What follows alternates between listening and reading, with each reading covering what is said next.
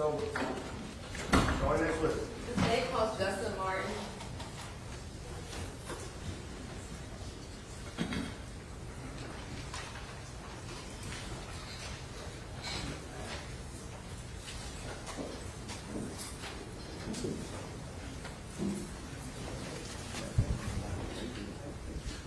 Do you swear or affirm the testimony you give in this case will be the truth, the whole truth, and nothing but the truth, so help you God? I do. Thank you. Please have a seat in the witness stand and state your full name for the record. Justin Martin, Mr. Martin, where do you work? the Fifth Circuit Solicitor's Office. And what is your job there? I am a body cam and video analyst. How long have you done that job? Almost 10 years. What are some of the duties that you have as your role as a body camera and video analyst? I help gather and distribute digital evidence for our office to receive from law enforcement and then to distribute to defense attorneys. I assist with technical issues that might occur with that digital evidence, specifically with video, surveillance video, body-worn camera videos that might have compatibility issues, and I help the court in achieving redactions to evidence and creating demonstrative pieces of evidence to be entered into court for court proceedings. In fact, did you do that in some of the videos in this trial? That is correct. So in your role, do solicitors and sometimes I guess defense attorneys come to you and commonly ask you for your help in troubleshooting or accessing evidence? Yes, that is correct. Okay. And is it common for solicitors to ask you to put together PowerPoints and other presentations of digital evidence associated with the case? Yes, ma'am. And sometimes one of the purposes of your PowerPoint presentations to condense hours of video footage into shorter, more easily viewable clips. Yes, we very commonly receive a large amount of video as part of cases. Some of the video that we might receive may be only a very small portion of what we actually receive would be pertaining to the case. Okay. And in this case, were you asked to create a PowerPoint containing shorter video clips derived from some of the video surveillance from the Shell gas station? Yes, ma'am. Okay. And what is the entity that digital evidence in cases typically come from? Our largest law enforcement agency that we prosecute cases for would be Richland County Sheriff's Department.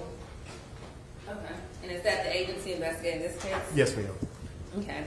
And is there some type of database that law enforcement uses to share that evidence with the solicitor's office and you share with the defense attorneys? That is correct. We most of our law enforcement agencies utilize evidence.com. It's a cloud-based storage and delivery system that they can upload not only their body-worn camera or dash video or interviews up to, but also other elements of items of evidence that might be associated with the case, like surveillance or phone dumps, documents, or whatever other material that might be necessary. Okay. And were the videos that you used to create the video clips in your PowerPoint slides came from the store surveillance videos in this case? Yes, that's correct. Okay. And regarding the store surveillance in this case, were there about 22 store surveillance videos associated with this case? Yes, ma'am. And was the duration of some of that footage on those videos up to about 2 hours long? Yes. Every video file had a different duration. Some of them were very long, some of them were 30 minutes, some of them were over 2 hours. Okay. Do some of the videos have audio? Yes, And some of them don't? that's correct. And as part of your role as a video analyst, do you commonly come across digital evidence, especially like videos, that require unique and specific players to access it? Yes, it's not uncommon for surveillance video systems to use proprietary video codecs that are required in which to review those videos after the fact. Okay, and I guess is the MP4 format the most common way to play a video? An MP4 is the most common, in these days, video file type that you would find in everyday life. On YouTube is mostly MP4s. There's settings on your phone that can create MP4s. It's ubiquitous. It's widespread. MP4s are a very common video file type. Were some of the videos in this case saved as a BVR file? That is correct. And can the average MP4 video player play a BVR file? A BVR file is a proprietary video file that needs a specific program to open. And is it a free program? No, Okay, what's it called? Blue Iris, I believe. Okay, so you have to purchase that software to play the videos. There is a free trial, but yes, it is a limited trial. You must purchase that software to have access to those videos long term. All right, may we approach? Sure.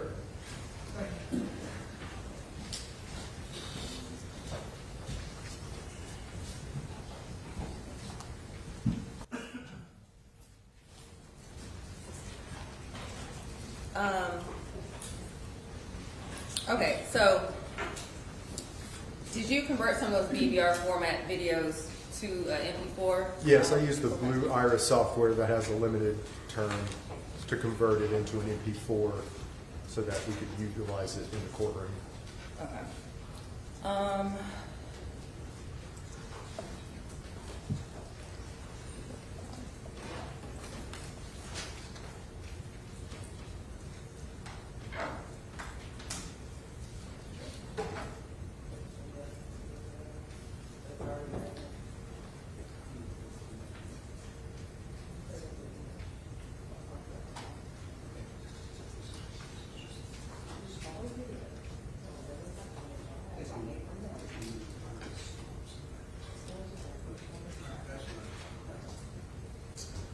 going to show you what's from our State's Exhibit number 4. Do you recognize what's on the CD? Yes. Did you make that CD? Yes, ma'am. Okay. And what is on this? It is a PowerPoint presentation that has video clips of the videos from the video system within the store, more or less clips that just show the action of what occurred in the store as the victim walks in and as the victim leaves, the actions that occurred within the store there. Clips that were removed from the full files of the videos that were received from Richland County Sheriff's Department. At this point, the state requests to enter number 4 into evidence. Well, Your Honor, I think it is admitted, we certainly conceded that surveillance obtained from our business was admissible insofar as with the reservations and Can you discussion. speak up more? Yes, I'm sorry, I'm a little hoarse. We earlier agreed, Your Honor, to the admissibility, or at least business record admissibility, subject to any further objection. I am not yet clear what this gentleman means by PowerPoint, whether there is editorializing. He is not an expert, as I understand. He is an investigator who was asked to put video surveillance obtained from our store together. If it is simply video surveillance tagged one after the other in some fashion, I don't know that I have an objection. If it has editorial commentary, whether it's typewritten on the screen or otherwise, I'm just not sure what we got here. That's my problem. We'll be entering the Rule 1006. It's just a large amount of videos condensed in different video clips. Yeah, there's no commentary or anything of that nature. The only thing that we have is like, slide numbers and like alphanumerical, just like a little thing on the bottom so that we know like what slide is what. These are all from the work around. They all come from stage 3. That's already in the evidence. Stage 3.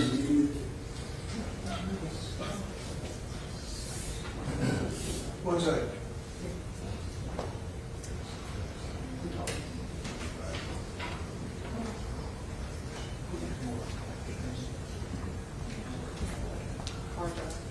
Well, hold on a second. Stage 3 is already in the evidence, it just wasn't published, so it doesn't even need to be on. This is, go ahead.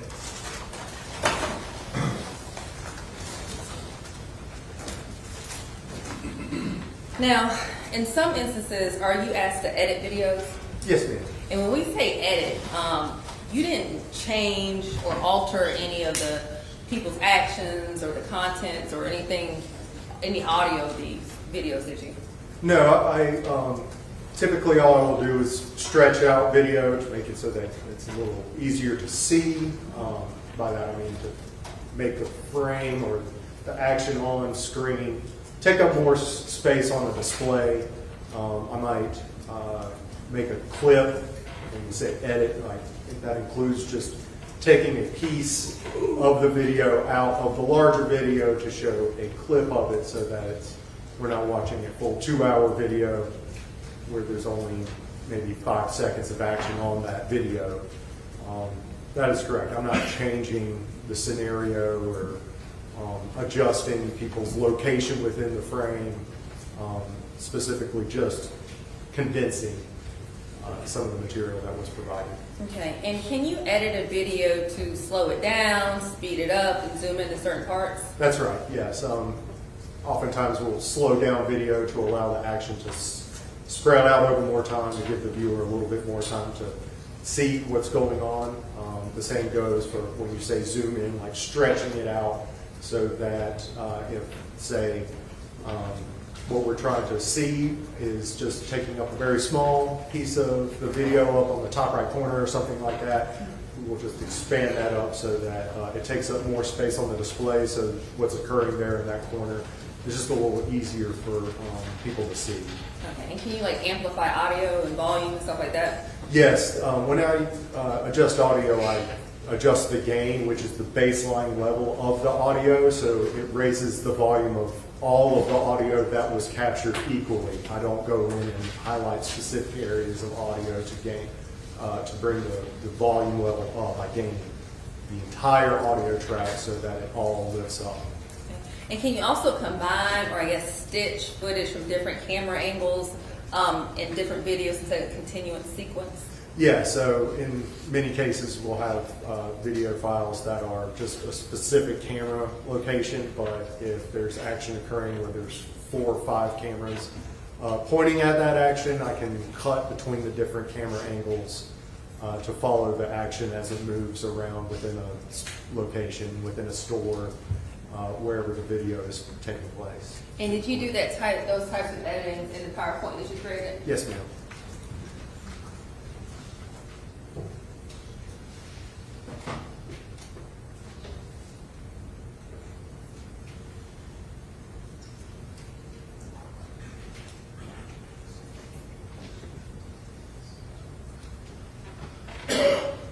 And so you said your presentation is in a PowerPoint format, so you can actually like play the video on each slide in the PowerPoint? Yes, each slide is a different clip of video that was lifted from the material provided from the surveillance systems within the Shell store. And did you add like slide numbers to the top right just to kind of so you can see what slide is what? Yes, to keep track of. And did you add, oh I'm sorry. No. Did you add like an alphanumeric, so like A3 on the bottom, just so like just as an organization tool for you? Yeah, so there's a folder that has the clips labeled, and yes, as an organizational tool, there is also a label on each slide that shows what the file name was of the clip that was pulled. Okay. And when you're creating PowerPoints for a case, sometimes do the solicitors provide you with like some basic background information on the case, like time certain things happen or like who certain people in the video are? Yes. Okay. And does that help you kind of understand what you're looking for when you're making these videos? Yes, especially in cases that have a voluminous amount of video, having a time frame of when the action occurs or an idea of what a suspect or a victim or somebody that is pertinent to the case can be extremely helpful. Okay. And in this case, were you given information that the shooting happened around 8:04 p.m. and the victim entered the store a few minutes before that? Yes, ma'am. Okay. And the videos, when you watched them and reviewed them, did you see timestamps on them? Yes. Okay, and where did those timestamps come from? Typically, there's a lot of surveillance systems will burn into the image of the video time code and a date that is being fed to that file from the recording system of the surveillance video system. So many people will have, maybe you'll have a 4-camera system in your own home, and it'll plug into a little box, a DVR, just like Some cable companies will have where you can record videos at your home. But it will take the video feed from the cameras in different locations. It'll bring it into the DVR, and the DVR will place on the image of the video a date and a time based on what that box thinks the date and time is. Okay, so when you were reviewing these videos, did you notice that different video angles had different timestamps? Yes, ma'am. Okay, and is that common to see? Or Yes. is it uncommon to see, rather? In the same location, it's not that common. Typically, a business would, or a location would use the same system, and then that system would have the same date and time stamped into all of the videos. But in this case, there seems like there was multiple DVRs or different systems that were imprinting the date and time onto those video files. Okay, and when you were reviewing these videos, were there some videos that looked like it jumped into time? Yes. Okay, and what could be the reason for that? So there's multiple reasons. If it's a same camera and you see a jump in time, that typically is because there is a motion sensor activation on that camera. So the camera will only record when it detects motion within a specific zone. Oftentimes those are customizable, and if you have a camera that's kind of facing the door of a business, it might make it so that if there's motion near the door, that the camera turns on and starts recording. So if there's no activity in a zone that's being monitored for motion, the camera can disengage and not record video, often to help save space and to focus on whenever there was activity in that area. Okay, and kind of going back to the timestamps with the incorrect times, in past cases that you've reviewed videos for, have you looked at other types of evidence in the case, like maybe body-worn camera times or maybe times on 911 calls to kind of get an idea of what the correct time is? Yes, body cams are typically plugged in at the end of the night. They're recharged, and if there's a discrepancy with the timing on the device that it imprints on that video, it will adjust its clock so that it is accurate again. The same goes, 911 center has networked in their system, so whenever a 911 call occurs, it is always up to date with the accurate time. So surveillance video is typically more problematic about having an accurate date and time because those systems can lose power, and when they begin to receive power again, it does not always account for the time that has lapsed when it was without power. And if the administrator of that device doesn't go in and reset it every time that occurs, you start seeing discrepancies in the time that is being stamped into the video and what the actual time of that video being recorded actually is. No further questions. Cross-examination. Thank you, Your Honor. Mr. Martin, you speak with great authority. You had formal training in editing. Yes, sir. What was that? I have a 2-year degree from York Technical College in video production. You made movies?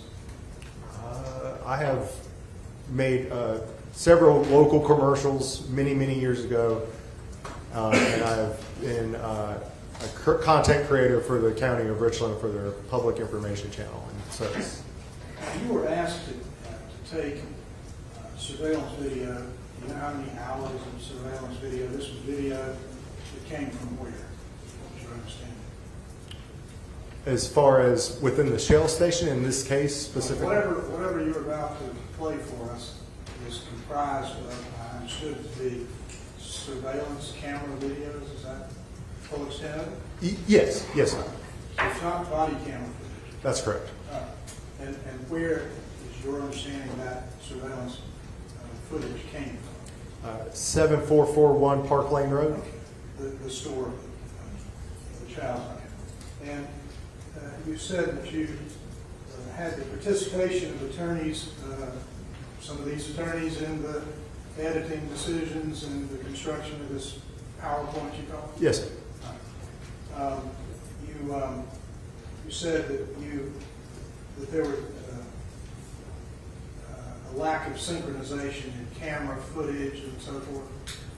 Yes, there was timestamps that were not consistent with the continuity of what was happening inside of the video. All right. So you made arbitrary decisions in the construction of this presentation because the cameras are not in sync. You made decisions, arbitrary decisions about what fit together.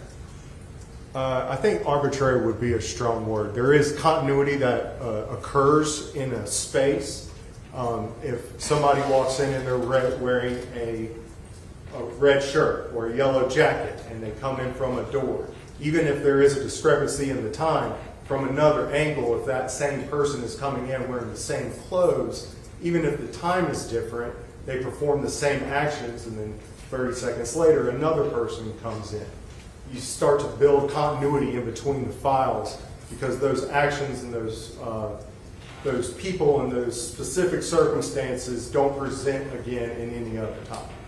But your decisions and the advice you got from the prosecution, the prosecutors, you and the prosecutors chose what to emphasize in this PowerPoint, which is a distillation of the whole, correct? That is correct. Okay. Now, as a Gamecock fan, I guess you would be able to take the films from the game we lose on Saturday night and make the Gamecocks look like winners on Sunday morning? I don't think that's possible. I don't have anything else, Your Honor. Clearly not a Gamecock. No, Your Honor. All right, you step down. Thanks for being here. Start next witness. Speak on, Morning Parsons.